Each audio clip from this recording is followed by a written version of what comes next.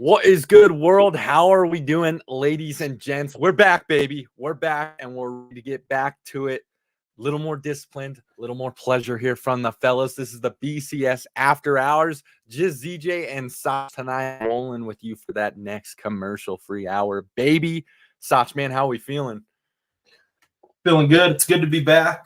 Like you said, a little bit more discipline. We're going to be off and rolling. It was kind of tough in this last, not to make excuses, but a lot of your and E's teams were playing on a lot of the days that we usually go. So now we got some time on our hands. So we'll be locked and loaded. Got a lot to go into today. But like I said, good to be back. Glad to see what you think and what everyone else thinks about what's been going on. So it'll be fun. We got some big topics to go over tonight, ladies and gents. Really excited for it. We're going to go over some scandals. We're going to go over some WNBA in time. Caitlyn Clark, as well as, guys, we got to talk about the Eastern and Western Conference Finals, baby. They're set for the NBA. We are set to go. Should be great. A lot of stuff to get covered over tonight, but happy to have you guys all in here in the live chat. Be sure to send us some comments, send us some questions, anything you guys want answer to. We will answer your questions always, guys. We are here from you. The BCS After Hours, baby, back and rolling, and we are ready to go, Sach, man. Let's get into it. Give the people what we want. Get a little fun one going here our way to start the show, but we got to go over the fiasco, the mayhem, the scandal that was encountered this past weekend, guys. Scottie Scheffler at a major gets arrested, bailed out 4 hours later, and still plays his game. What are we thinking on this, Sach? I mean, bro, when it first happened, I was at work when it first happened, and I was kind of looking at seeing everything that was going on, and immediately I was like, because Scottie's I'm pretty sure he's like a Christian guy. He's like really religious. He's like kind of a good guy. Yeah, he's not a Kepka or a DeChambeau. No, you can tell he's like more laid back. Obviously, in a lot of his press conferences from winning, which is a lot of the time. He just had a kid. So when this happened, I was like, oh no, like, was he just out, like, just getting his mind off of stuff? Like, was he drinking and driving? Kind of like an old Tiger Woods, like, that's the stuff that was just going through my head when it happened. But then to take a closer look into it, it's like, if Scottie Scheffler was going to get arrested, this is literally how it would be drawn up. Him just trying to get around something, him thinking the cop told him to do something else, and then, I guess everything just turned. I guess he wasn't supposed to go around, but the cop told him to. Then the other cop was, just trying to probably, a lot of the times the police are, trying to do stuff like that. But, I mean, it was just weird how it all went down, especially to get arrested right before tee time. I'm sure the guy, one of the people on site when he was getting arrested, had to have been like, yo, this is Scottie Scheffler, like this. And you don't want to really ever pull that card, like when you're getting arrested, probably someone of like his, like social, just being a big time golfer like that, number one in the world. It was really interesting to see it. The first thing that was going through my mind also was like, is he going to make it in time for his tee time? Because I knew he had an early tee time that day. And lucky enough, he was able to get out on bond right away and, head to his tee time. But in typical Scottie fashion, I think the first hole when he was back that day, he eagled it. Or he eagled it, bro. He chipped in, bro, from like however many yards he chipped in. Bro, we gotta get those t-shirts, dog. We gotta get those t-shirts. I need a hoodie. Need to put that on a hoodie. And bro, when it first happened, I was like, watch some sicko go and print that out and wear it to that round. And I guess there was a couple people that like literally printed that out in how many hours and wore it to the fucking tournament. And I was like, that's badass. It's good to have someone, all these guys getting arrested. It's good to have it. Not good. I mean, he's going to be fine. It's not going to be anything crazy from what I've seen. I've seen so many different things like, oh, it's a felony, blah, blah, blah. I don't know. But that photo is going to be famous for years to come. That's like the Tiger Woods mugshot. Yeah, that's going to be famous. It's going to be around for a while. The memes have been on it. Everyone's been on it. And it's worse because he's in the fucking full bodysuit. He's just fucking orange creamsicle bodysuit. All the other ones are like, they're in like their whatever they were wearing when it happened. Do you know why? Fucking bodysuit, bro. Do you know why they put him in the full orange bodysuit? No. So we'll get to that. But for those who are just joining in, see you guys up above. 21 live viewers and listeners. Sach and myself just going over the Scottie arrest. Absolute G. He had to get Scottie with the taco meat. Scottie. He had to get some street cred up like Tiger. You know, he wanted to put set the himself taco apart. meat in the photo, huh? But for those who don't know, there was obviously a tragic, like, I think it was like a car accident, something like that. Someone actually did lose their life in this accident. That's nothing to joke about here. Yeah, but that was separate. That was sad. separate from the Scottie incident. What had happened was, while they were blocking traffic to the prior incident, Scottie rolls up pretty much. Needs to get to a certain area, like Sach said. He's trying to make his tee time get in. He's got a major to play.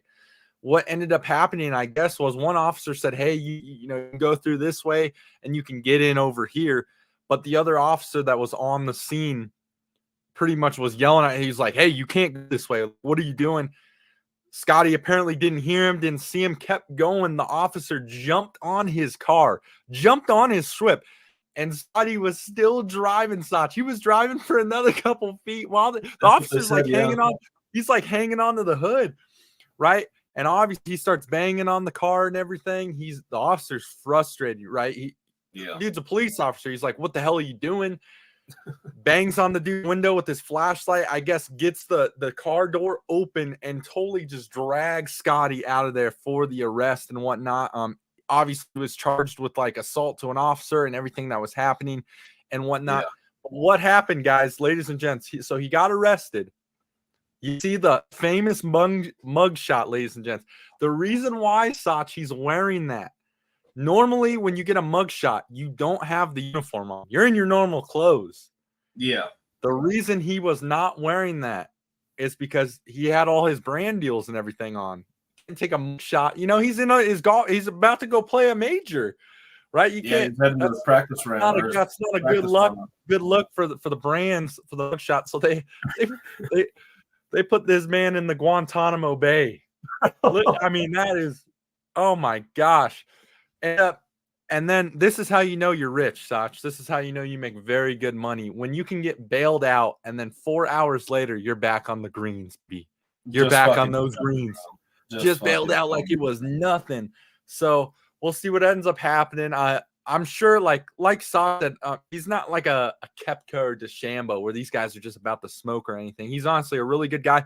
Newly father over here and everything. Just won the Masters and whatnot. He's golf serious and everything. So really funny story, guys. Let us know what you think in the comment section. Throw some comments our way, any questions you have. We'll put you guys out on the screen. We are live on YouTube, Twitch, X, as well as Instagram, guys. Always love having you. 26 live viewers, and we just went over the Scottie fiasco, baby. That is awesome. Definitely going to need to get a tee for that or a hoodie or something. That is awesome. That's so cool. That's so cool. Cool stuff, ladies and gents. Well, we'll get rocking and rolling. Thanks for being here tonight. Sach and myself are going to rock every Monday and Thursday, 8 p.m. That's the after hours show. Hopefully next time we get Wit in the building, we'll get E in the later shows and everything as well. But I think Sach and myself are going to do some more shows, you know, maybe more individual shows coming along. I know I kind of wanted to get some things involved. So we're getting more stuff out to you guys each and every day. And we're just getting deeper and deeper into the playoffs, of course. But let's get into this next topic, ladies and gents. Let us know what you think. We wanted to throw it out here. This is the most famous lady in sports right now. And we are talking about Caitlyn Clark. Kind of, what are we seeing right now, Sach? How is she doing in the WNBA so far? Is she leading up to the hype? What is going on? What are we seeing? But this is the most famous woman in all of sports right now, just doing her thing.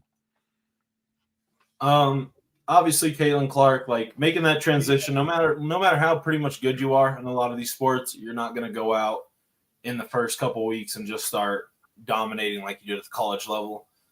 Caitlyn Clark, I mean, she's still averaging 17 points per game, and in the WNBA, that's pretty damn good. A lot of the girls can't do that. Obviously, the turnovers and whatnot, she's adapting to the defense, everything they're throwing at her, and they just lost tonight. They're 0-4. When you're a number one draft pick like that, you're usually going to a shit team. So, and the team is not good. They're getting they had a couple bad losses already, but she's going to do just fine. This game that she had tonight, I think she had 17 or 18 points. hit a couple deep threes, so she's gonna be all right. And a lot of these WNBA girls, like before the season started, a lot of them were like, "Oh, she's not gonna do good. Like it's not gonna be like that." Just give her some time. She's gonna be all right. She got that dog mentality that a lot of women don't have in the WNBA. I would say, but she's gonna be fine. Playing good. Turnovers are an issue, but I was watching a lot of her like highlights. A lot of these passes, bro, I don't think these girls have seen in quite some time. She's throwing some pretty damn good passes. Dimes. Yeah. And they're just not catching them. And that all goes to show about like knowing your personnel on the team that you're playing with, what to throw, how to throw it, all that stuff that, basketball players learn. But like I said, 17 points. She's shooting like 40% from the field. Not great, but it's not atrocious. She's not like 25%, just completely shit in the bed, but she's going to be good. Got a couple big brand deals coming up. She's with Gatorade. She's with Nike. She's going to be on more commercials. More commercials. This is kind of like the least of her income almost. Like she's barely making $70,000 a year. And I'm not saying barely in that way. She's making the bread and butter outside the WNBA. I'm saying she's making how much she's making on like these brand deals and whatnot. $70,000 is kind of not that much to her. I mean, I'm sure she was making a lot more just through NIL in college. So obviously she got the love for the game. She's gonna be all right. Just give her some time. It's only 4 games in the season, and she's going to be, first team all WNBA player, and, definitely a couple of years should be fun. 100%, guys. We got 44 live viewers and listeners in the chat tonight, baby. Make some noise, clap your hands, throw us some comments or questions your way, guy. We will throw them up on the live YouTube video right now, your picture and everything, give you a shout out and get the conversation rolling with what you guys want to hear. But back to Caitlyn Clark madness. I think the crazy thing right here, Sach, I think we can all agree on. I think when she was coming into the WNBA, there was a lot of hate kind of going her way. Can she do this? Can she do that? Is she going to be ready and whatnot? That comes hate with every player like that. Yeah, hate with everything. She's a first overall draft pick and whatnot. I think the crazier part is, it was coming from that league and everything towards her and whatnot. And now I would say that I think she's experiencing a totally different ball game and everything. Obviously, her team herself with her and everything, they're experiencing a lot of losses. Obviously not that great of a team and whatnot. Something she hasn't really experienced yet so far. At Iowa, they were winning a ton of games off the bat, middle, you call it, and whatnot. But here's what I'll say, and to what Sach was saying, ladies and gents, absolutely. Just give her some time, man. Even right now, she's playing great scoring-wise and whatnot. She's still getting her looks. Like Sach says, she knows how to pass the rock and everything. Is she turning the ball over a couple times? Sure. But guys, it's her rookie year in this league and everything, and she's still doing what she does. She's going to be a great player in this league, and she's only going to get better. I mean, the sky's the limit for this lady. And it's awesome. I mean, she's taken over the game. She's going to get so many endorsements that she already hasn't have so far. Like, I mean, she's killing it right now. She's on a lot of commercials. She's doing her thing. And it's big. It's big for the WNBA. We've talked about this before. This is great. This is great for everyone. It only benefits everyone in this league here. More viewership, more sponsors. And, she's a role model to all these young ladies out here that are wanting to do the same thing. It is great to see. And it's inviting. Here's the thing. It is not only good for her, the WNBA and everything around it, but it is inviting for whoever else wants to be next, right? Like this should open the door. Who's next? It just have to be Caitlyn Clark or whatnot. It opens the door for anyone to be great, which I think is totally special, Sach. And yeah, we're just gonna see her keep getting better. It's gonna be awesome to see. This draft class. Watch. And this draft class is pretty damn sick, bro. They got Caitlyn Clark, Cameron Brink. They got Cardoso, however you pronounce her name. They got a lot of tough ballers. Angel Reese. And Angel Reese, she's gonna be a good player. The thing is now that you're starting to see a lot of these WNBA teams where they play their home games. I saw that a lot of them are moving to like crypto, like arena for games to sell more tickets.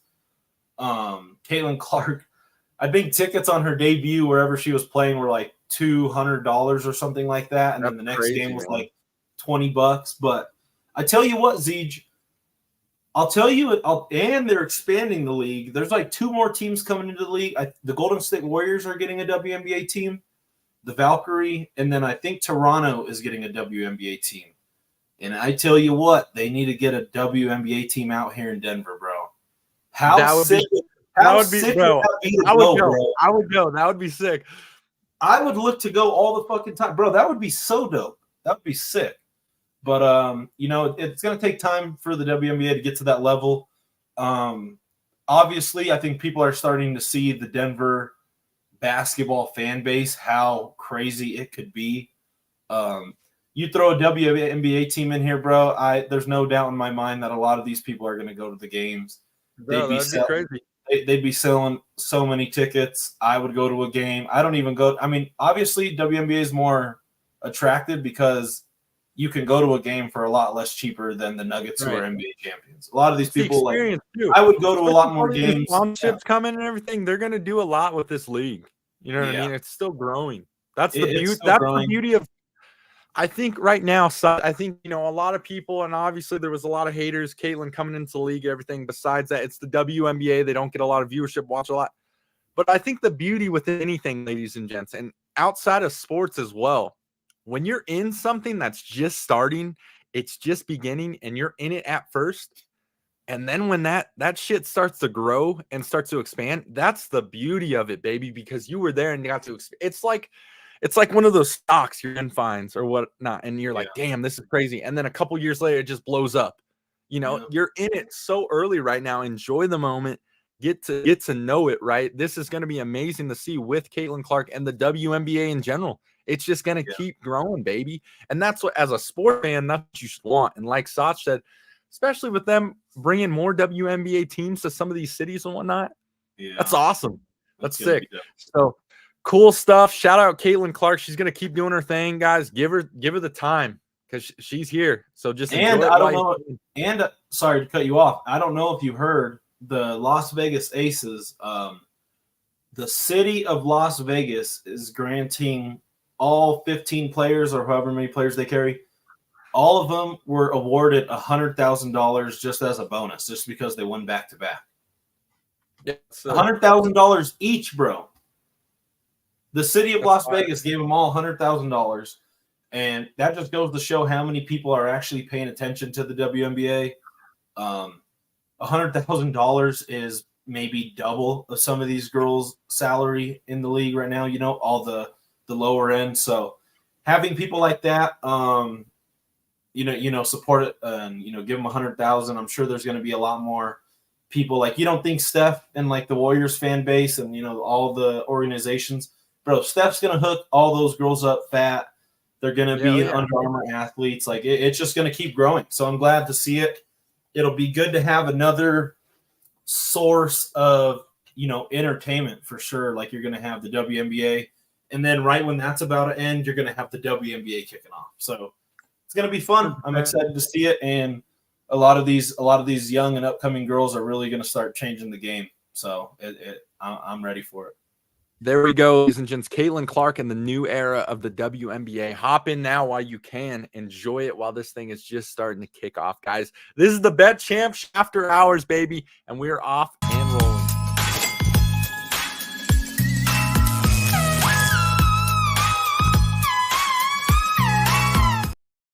Now that we got that out of the way, let's get into one of our bigger topics of the night, Sach, man, one that we're very excited for.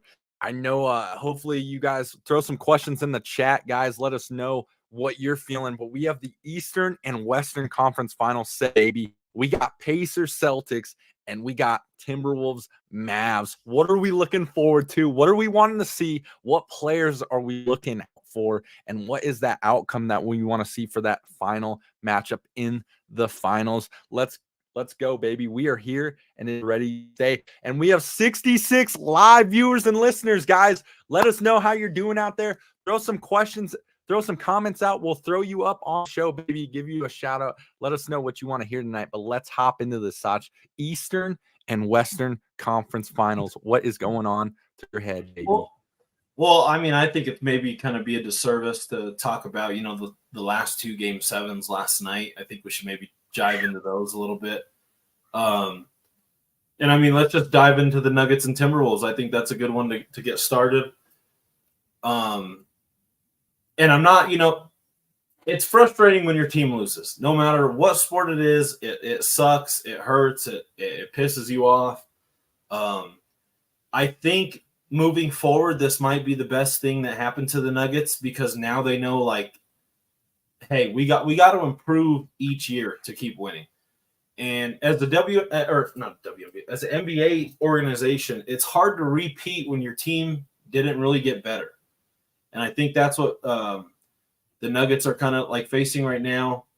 They really didn't make any moves in the offseason. They lost Bruce Brown, and that's the business aspect of it.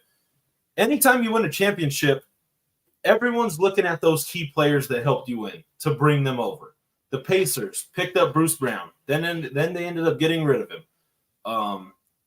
The Nuggets just really didn't pick up anyone, and it's not really to their fault. It was just kind of how it happened. But, I mean, we got to tip our hats off to Karl Anthony Towns in this series. I think he was kind of turning into like a laughing stock of the league with, all his voice changes and, all of that stuff, right? But the dude averaged 18.5 points in this series. He did have a couple games where he really didn't show up at all. But I think the Timberwolves found their recipe, and this is going to be the key going into the next series with the Mavericks is he's going to have to play well for them to win. And by playing well, that means scoring 20-plus a night. In all four of the Timberwolves wins against the Nuggets, Cat scored 20-plus in 3 out of the 4. And that's not like that's just what he has to do going forward. And, I mean, he shot 39% from 3, 51% field goal percentage in the series. He was guarding Jokic, and it's not like he was stopping Jokic. Obviously, Jokic ended up having 35 points, 34 points, whatever he had. But just his presence, he's able to guard so many different positions. And I think that's going to help them in the next series because he's going to have to be able to switch off of Derek Lively, Daniel Gafford, PJ Washington. And I think he can do it. When you go from guarding Aaron Gordon, MPJ, Jamal Murray, in some occasions he was getting switched on him, to now going to Derek Jones Jr. and PJ Washington and Daniel Gafford and Derek Lively, it's going to be a lot easier, right? It's going to be a mile easier for him to guard these guys. So, just in that alone, I think the Nuggets and these are just some numbers from the series. Timberwolves bench averaged 21 points per game. Nuggets bench averaged 14.5 points per game. And I called it before the series or before the playoffs even happened is I was just worried about the Nuggets bench, honestly, just being capable of scoring points at a consistent rate. All they really did play was Christian Brown, Reggie Jackson, and Justin Holiday. Brown averaged 6 points per game, Reggie 4, Holiday 4.5. That's tough. That's a tough load for two-star players in Jokic. That's tough, bro, for them to score everything. They scored literally, I think, how many did they score last night? Like 70 points? They scored like 70 or 69 points, and then the rest of the Nuggets scored 21. That's not going to win. In Game 7, that's really not going to win. And they pretty much had it locked up. It was just when things got tough, bro, there was no one stepping up to the plate. We were watching it last night. MPJ was nowhere to be seen. He was every shot he was really throwing up. It just didn't even feel like it was in rhythm. Aaron Gordon only having 4 points last night, and one of them was off of a putback dunk.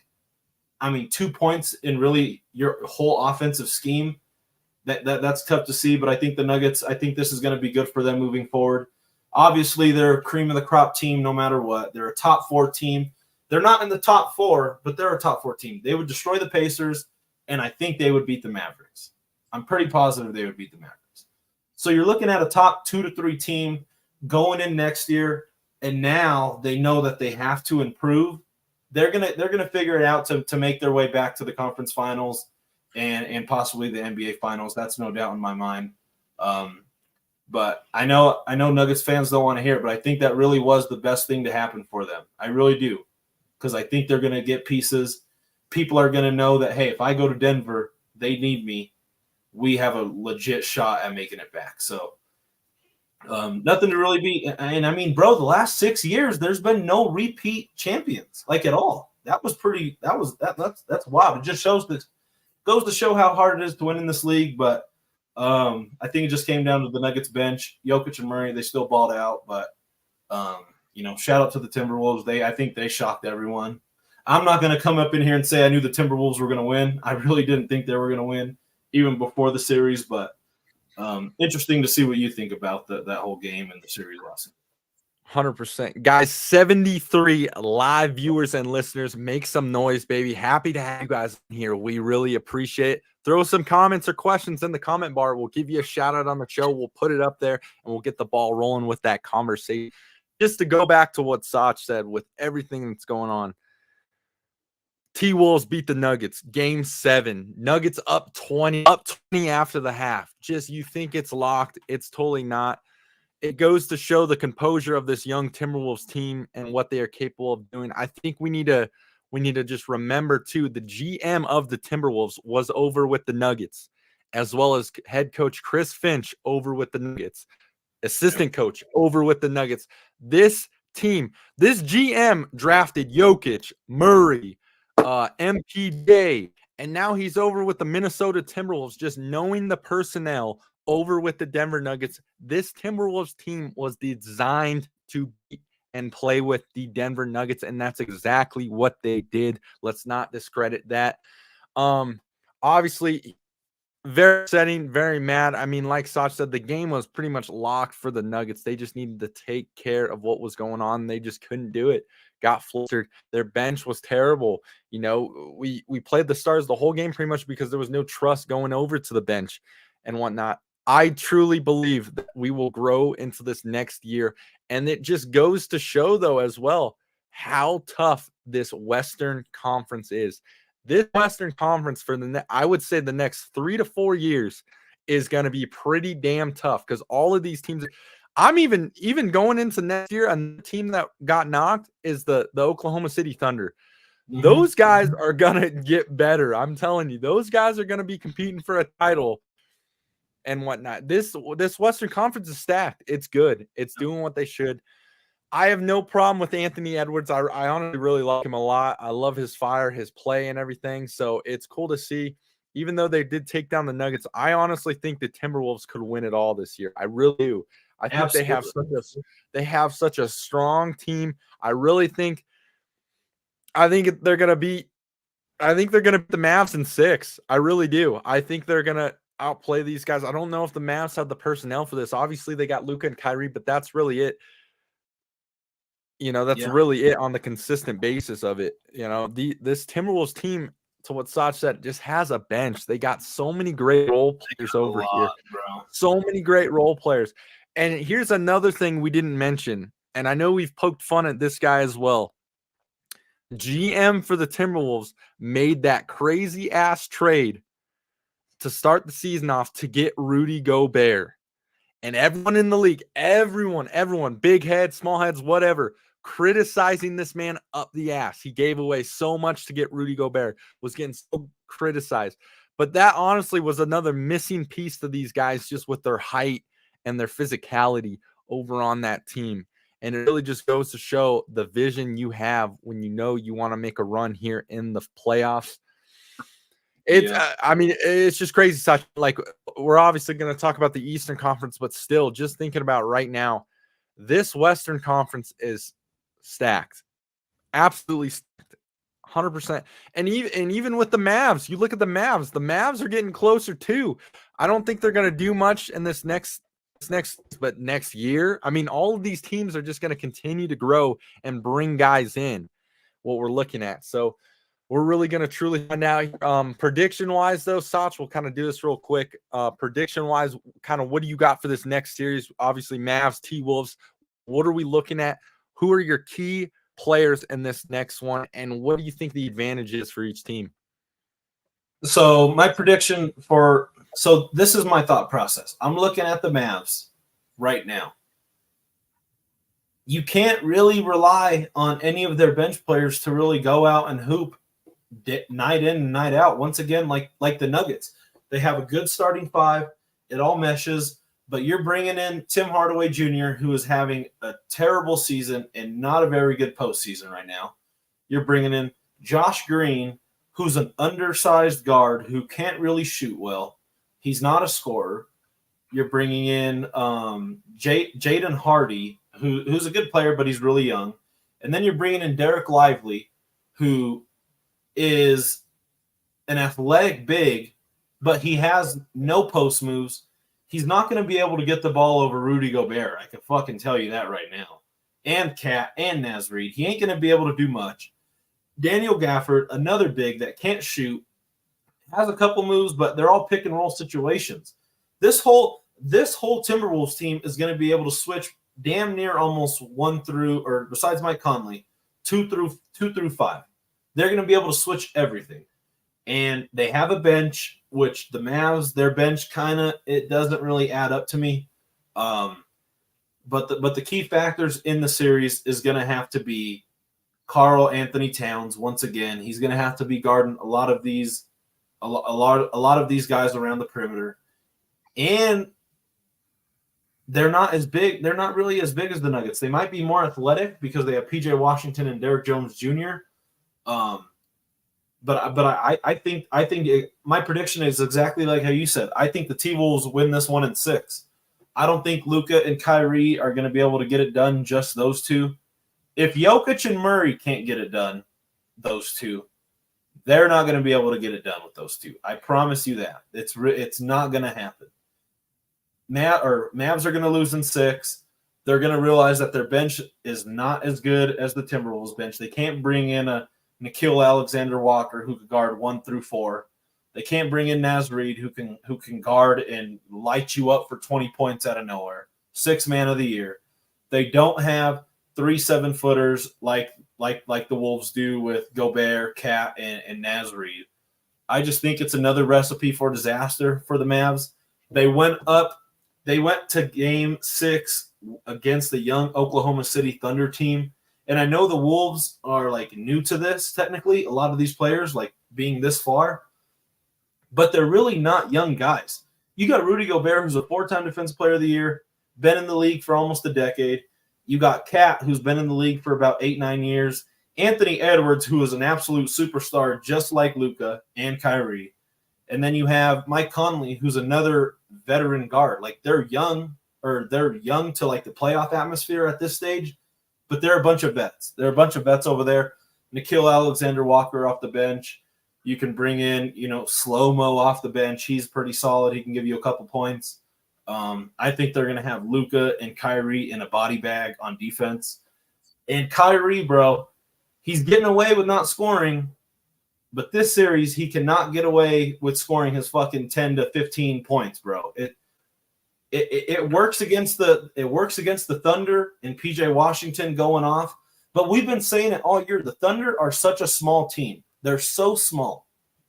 You're going from the Thunder, who are inexperienced, young, and small, versus the gigantic veteran team who just beat the defending champs.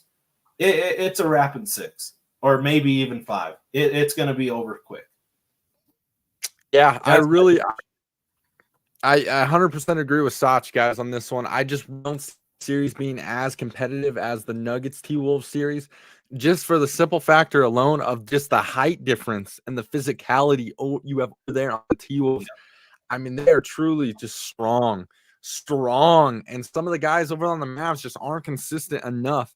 And what's said, I think a key over there, though, I will say with the Mavs, I do want to see this Kyrie Anthony Edwards head-to-head battle. I want to see what happens here because I do think Kyrie can kind of fluster Edwards a little and whatnot. But I mean, right now you got to look at too. The Timberwolves have all the confidence in the world. They are just knocking people down left and right, and they are knocking strong competitors down left and right, and they're ready to go. I mean, Anthony Edwards has all the confidence in the world, which I love. Makes him so fiery and whatnot. But yeah, you just look over on that Mavericks team, not a lot of consistency over there with some of the guys, and they don't have the role players that the T-Wolves have. I mean, it's just, we're going to find out. I really think I could see this going to 5 games. I could see T-Wolves in 5. I really could, but I'm going to say 6 just to, put it out there. I see it as a 6-game series, but I really think the T-Wolves are going to have their way with the Mavericks. I truly believe that, ladies and gents. I mean, Luka can only do so much, and like Sach said, Kyrie is just not being consistent right now. I think he's going to step up a little more here. Like I said, that matchup between him, Anthony Edwards, I'm very interested to watch and whatnot. But we'll see what happens. It's going to be an interesting series. I mean, this is for the finals, baby. You win, you're in the finals. You win. So, I mean, anything can happen here. Truly, anything can happen. T-Wolves have home court advantage, though. That's huge. That's huge. It does. Especially with that crowd. Yeah, the Minnesota, bro, they got to be on top of the fucking world. Oh, Minnesota is on top of the world right now, obviously, with what they just did in Game 7. Just going on the defensive aspect of it, they took down Devin Booker, Kevin Durant, and Bradley Beal in 4 games. You don't think they're like, now we're going up against just Luka and Kyrie? Like, that's pretty much it. PJ Washington's having unbelievable postseason. That goes without saying. So when I say Luka and Kyrie, obviously shout out to PJ Washington. He went from the Hornets and now he's doing his thing. But all these different guys that you could throw at Luka, you could throw Mike Conley, Anthony Edwards, Walker, Jaden McDaniels. Like, they have so many different people to just throw at these guys. And if they have an off night, bro, it's gonna be a long series for them. And the Mavericks offense, when you look at that offense, it's very stagnant at times. Once the Mavs are going down, bro, they don't. Luka is just doing what Luka wants to do, and he's gonna do it sometimes. But more times than not, against a team like this with this many defenders, he's not going to be able to get it done. And last series, when Luka's driving to the basket, you think he's scared of Chet Holmgren like that? Hell you really no. think he's too scared of Chet Holmgren? He can go straight to his body? No. Now he's going up against the Defensive Player of the Year, who's really not a Defensive Player of the Year. In all honesty, he's really not a Defensive Player of the Year. But he's a rim protector of the year. I'll tell you that. He's a fucking rim protector of the year. He just has to sit down there and not do a damn thing and just try to block shots. It's going to work. It's going to work. And the GM, like you said, who constructed the Nuggets, he has something cooking up his sleeve. This guy knows. This kid, bro, this is not being talked about enough. This motherfucker knows. They should have gave him a fucking ring for constructing the Nuggets. This dude knows what he's doing. But there you go, guys. Mavs and T-Wolves prediction. And of course, we'll get a lot more into it as the weeks go on and whatnot. But let us know what your prediction is for that series, guys. Mavs versus T-Wolves. How many games you got it going to? Through the comment section, guys. We will put all of your comments up on the live YouTube show. We got 95 live viewers and listeners tonight, guys. All love you guys. Appreciate you being here. We are going to keep this show off and rolling always. You guys can always message us on Instagram, whatever platform you're seeing us on. We will always, if you want to come on the show, throw us a DM and chop up some sports with us. But let's keep it going. Now let's go back. We had Knicks versus Pacers, Game 7. Pacers with the W. Huge surprise, I think, to all of us. We thought the Knicks were going to pull it off. They were the tougher team, stronger, but just a team that failed with injuries, Sach. I mean, just injuries all season long. It really got them. Shout out to those guys. I mean, they balled. I mean, you can only do so much. Jalen Brunson was playing with a hurt hand the whole season, right? And then, so you can only they lost Mitchell Robinson. They lost OG in the series. Obviously didn't have Julius Randle for the whole playoffs and still got where they got. But what is our take kind of right here, Sach? Knicks, Pacers, especially now with the Pacers moving on? I mean, as a Knicks fan, you just got to be fucking proud of how they played with all the injuries throughout the year. Shout out E. Shout out to E. I know E's hurting when he comes back. We'll kind of dive into it, but bro, you can't really be too mad as a fan. Like, it's just how the cards went. Josh Hart in the game before, he obviously had his ab injury. That was terrible. OG missed like 3 or 4 games or something like that, maybe even more. I don't remember. But guys that they traded for went down. They traded for Bogdanovich. He went down. They traded for OG. He went down. Mitchell Robb. He went down again. Josh Hart, the fucking Swiss Army knife for the Knicks, who plays every minute. he ended up going down. Jalen Brunson, your star player, superstar in the league, he ends up hurting his hand. Like, there's nothing you can really do. The Pacers got let off the hook. They're a good team, but when you look at it, there's one false team that's left. When you look at the Magic, or when you look at the Mavs, the Timberwolves, and then you look at the Celtics. Huh? Don't do it. Don't do it. Bro, the Pacers, bro, come on. The Pacers don't look too good, bro. They really don't. But, I mean, they're playing whoever's in front of them. That's what happens. It happens every year. It's no one's fault. You just play who's in front of you. And I think this is going to be a short series. It's going to be over in 5. They're going to, Celtics, they play with their food every time. One game, they'll lose the first game by 20 or the second game by 30. One of those games they're going to drop just because they're dumbasses and they're playing dumb. But I think it'll be over in 4, or it'll be over in 5. So give me the Celtics in the next series. But shout out to the Knicks on a hell of a fucking season. They're going to be a force to be reckoned with here in the next couple years, as long as they keep the Nova boys together. So it'll be fun to see. But, I mean, shout out to the Pacers. I do love me some Tyrese Halliburton, bro. I do love me some Hallie. All right. I hope he does good. Real quick, Sacha, real quick. We just hit 101 live viewers and listeners, baby. Thank you guys so much. Really appreciate you guys. Type a hundo in the chat. You're still here. Tonight, baby. Let us know in the chat, guys. Type something in the chat. Send us something our way. We're going to give you guys all shout outs. We just got some comments going or some questions. We'll shout out your guys' handles in the live show. Appreciate you guys being here, though. We're going to keep this show going every Monday, Thursday, 8 p.m., as well as we're getting daily shows going for you guys, all the content you can need. And, of course, more sports bets coming your guys' way. This is our show, the Bet Champ Show. And, of course, this is the After Hours edition. But back to what Sach was saying, baby. Knicks versus Pacers, you got to give a huge shout-out to the Knicks. I mean, they balled out for what they could do. Injuries all season long. And to what Sach said, they're only going to get better next year. And honestly, Sach, I love – there's a lot of talks about Devin Booker maybe joining the Knicks. I don't really – Devin Booker's a great player. I don't think it fits. Keep the Nova boys together. You build around the Nova boys. Those guys balled out this year, and they're so comfortable playing with each other. The thing, I think this team is even better without Julius Randle as well. I think Julius Randle probably is going to go more, man. I don't know. I think he might leave, bro. I think they're a lot better without him. He's a great player, but I think the scheme that Coach Tibbs is looking for is within those Nova boys. Love OG too. Yeah. If Mitchell Robinson could stay healthy, I mean, that guy's a rebounding machine. I mean, they just got bad luck. Luck. Here's the thing. I think if they were healthy, Sach, and even if Julius Randle's out, if they got Mitchell Robinson, OG, Brunson all healthy, and I really think they would have gave the Celtics a little run. I really do. I think it would have been. I think it would have especially with Mitchell Robinson. Games. I really do. So, huge shout out to those guys, and then we go back to the Indiana Pacers. We've been talking about teams with confidence all year long. Here's another team, Sach, with just confidence through the roof. You talk about it. I mean, that home crowd. You got Reggie Miller calling some of these games in the crowd. I mean, these guys are just loaded with confidence. Tyrese Halliburton is an absolute machine. I mean, it's just great ball.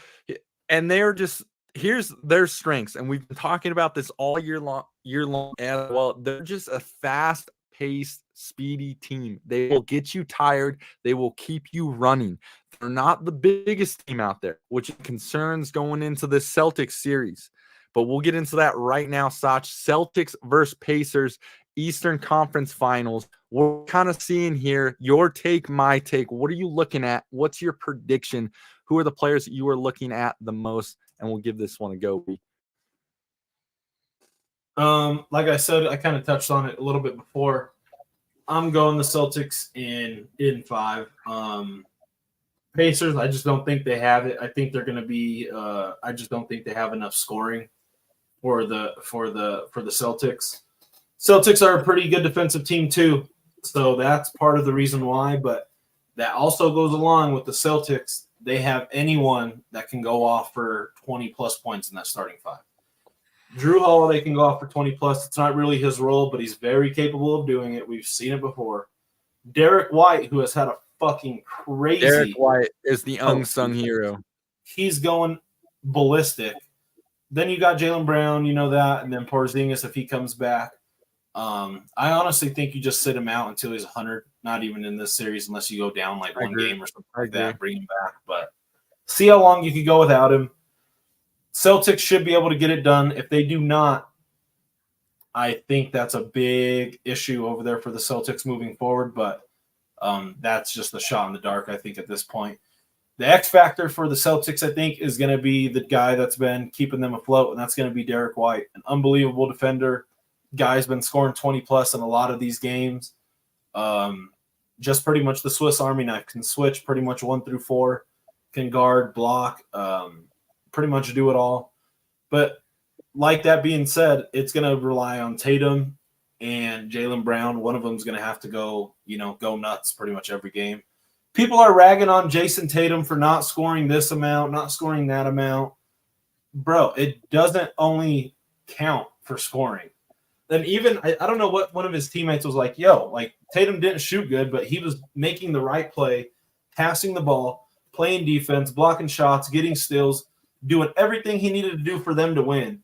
And, I mean, you can't really bitch about him not playing well when they just won 4-1 and then they just won 4-1 again. Like, it's not like they're game 6 or game 7 or anything like that. So, I think this is when Jason Tatum's going to turn it up a notch and show everyone like the first team All-NBA player that he's capable of being. And it'll be interesting seeing this one play out. I think the Pacers don't have enough. Halliburton's going to be in a jail cell, I think, all series long because he doesn't look 100% some games. And I think that's obviously a really big issue. Siakam's not going to have his way with, going up against, in Porzingis and Tatum and all that stuff. So, and also the Celtics have a bench. They have a damn good bench. They could be Peyton Pritchard, Al Horford, Sam Hauser, Luke Cornett. These are all guys that can go in and play solid minutes. So that's not really too big of a worry. So give me the Celtics in 5. Halliburton's going to have to play out of his mind for this series. For them to even have a chance, but I just don't see it happening. Not against this good of a defense. Here's what I'm going to say. Celtics are going to the finals. Yes. But I think the Pacers are going to give them a little run here, Sach, and here's why. I truly believe here. 6 games. I truly believe here. The Celtics have honestly had one of the most easiest roads so far. So easy. So I mean, you played the damn Cavaliers. You know what I mean? You played the Cavs. I don't want to talk about the other one either. But here's the thing. Now you're going up against the Pacers team, a team with a lot of confidence going into this. I think the Celtics are going to cause is they haven't been playing up to that high talented team and whatnot. Not to say that the Pacers are, but the Pacers have all the confidence in the world, which I can see them stealing a couple games here. Celtics are winning this thing, but I could see this going to 6. Dare I say a game 7, Sach? Dare I say a game 7, baby? I don't know. I know the Celtics are going to the finals, but there are some concerns here. And I'll tell you, when these Celtics get to the finals, there's going to be a huger level of competition up there. So we're going to see what happens. We're truly going to see. Like you said, I mean, Derek White, shout out to the Colorado native. I mean, just going absolutely berserk, doing this thing. I mean, he's putting this team on his back. He's not, he is hooping. In reality of this, I mean, this guy isn't normally the leading scorer for this team. I mean, you got Jaylen Brown and Jason Tatum, and this dude's doing what he's doing. He knows his guys are being covered hard, getting double team here and there. He knows he has to step up to the plate, and he's doing a tremendous job. 100% agree with what you said, too, about Porzingis. Depending on how this series goes, I think you rest him, especially game 1 and 2, see what happens and whatnot. You need him for the finals. That's the thing with the Celtics, too, Sach, I will say. It scares me. They scare me a little without Porzingis. They're kind of a different team and whatnot, and they had an easy road here. They haven't played a big physical team yet. my prediction for the finals is going to be Celtics T-Wolves. And that's what I see the T-Wolves winning, just with the physicality over there. We'll stick with this one, though, real quick. I think the Pacers just got to keep doing what they're doing. They're not a big team, Sach, but they got to outrun these guys. They got to run the fast break. They got to run the prep. Like, they got to do what they're doing. They got to tire these guys out, especially these all-stars over there. The Celtics have so many weapons. You just got to get in these guys' heads. We're going to see what happens. This is going to be an interesting one. Looking forward to that. Real quick, we got about 10 minutes left in the show. 112 live viewers and listeners, guys. Appreciate you. Like we said, if you have any questions or comments, shoot them right now in the chat. We're going to throw you guys up on the screen. We love including you guys in the show. We always want you to be part of this as you are, and we appreciate all the love tonight. That is a lot of viewers tonight. We're going to keep this show going for you guys all the time, so never be afraid to reach out. But prediction time, Sach. Within the Eastern and Western Conference Finals, who are we seeing? Obviously, we kind of much already said it, but just real quick, who's going to this damn finals? Like you just said, I'm going Celtics and I'm going the Timberwolves, and I don't think there's going to be a Game 7 in either of these series. Celtics, to go off what you said, I think the Celtics can play at a fast pace like the Pacers, and it might play into the favor of the Celtics. That's the only issue I have. Pacers love to play fast, fastest paced team in the league. Celtics have enough guards, bro. You look at their lineup. You have Jaylen Brown, who's like a guard. He's a small forward, but he's like a guard. Drew Holiday, Derek White, Jason Tatum, who's a 3-level scorer. You have all those dudes that can just fly up the court. And then going over to the Timberwolves side, the physicality, I think, is going to get to the Mavericks. The size is going to be an issue. The lack of depth is going to be a big issue. Kyrie not really playing to the level that he needs to be playing, scoring like 10 points, 15 points. He's averaging like 8 in the first half alone. Like that, bro, that's not going to be able to do it against a team like the Timberwolves, who were the number 1 defensive rated team in the league heading into the playoffs. So give me those ones. I think they're going to be quick series, 6 maximum for the Mavs and the Wolves, and then give me the Celtics in 5. But for the underdogs wait, hang on, real quick. You got Mavs. You got Celtics and Wolves, and you got Celtics in 5.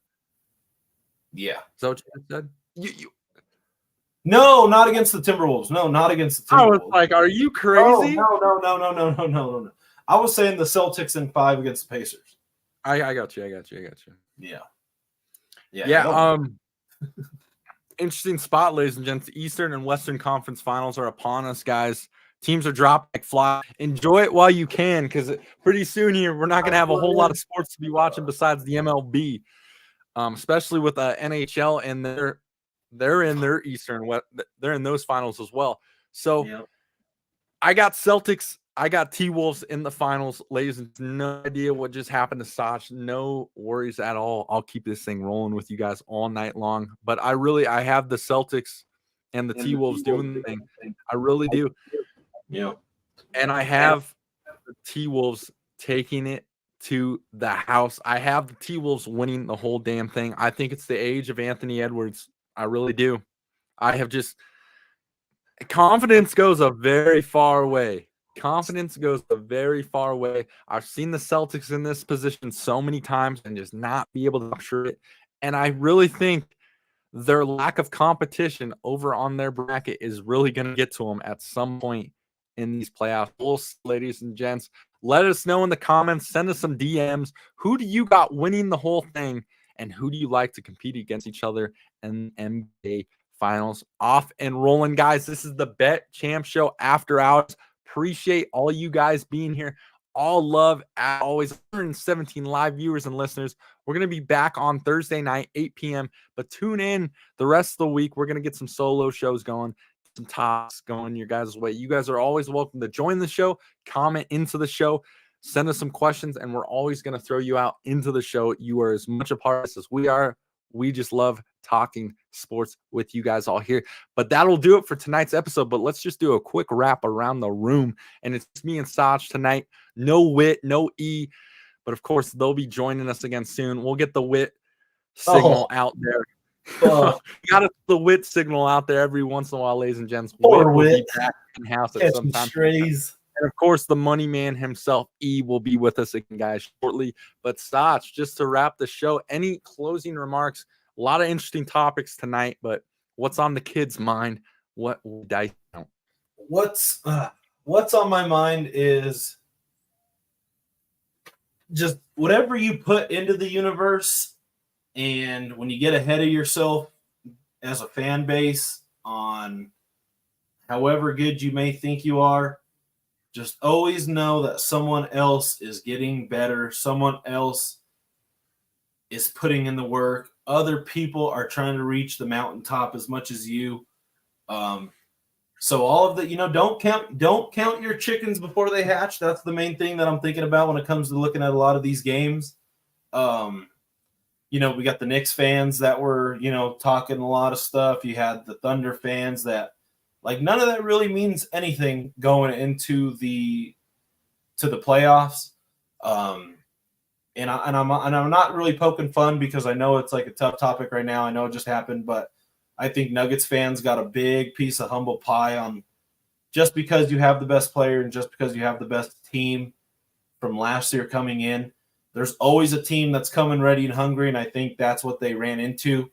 I think if the Nuggets would have beat them, they would be in the finals and probably beating the Celtics too, maybe, just depending. But just always be careful of what you're saying and worry about the right things, I think, is a big one. This will now be Jokic's third MVP season without making it to the finals. So MVPs don't mean anything. I don't even know when's the last time an MVP even made it to the finals, bro. I don't even know.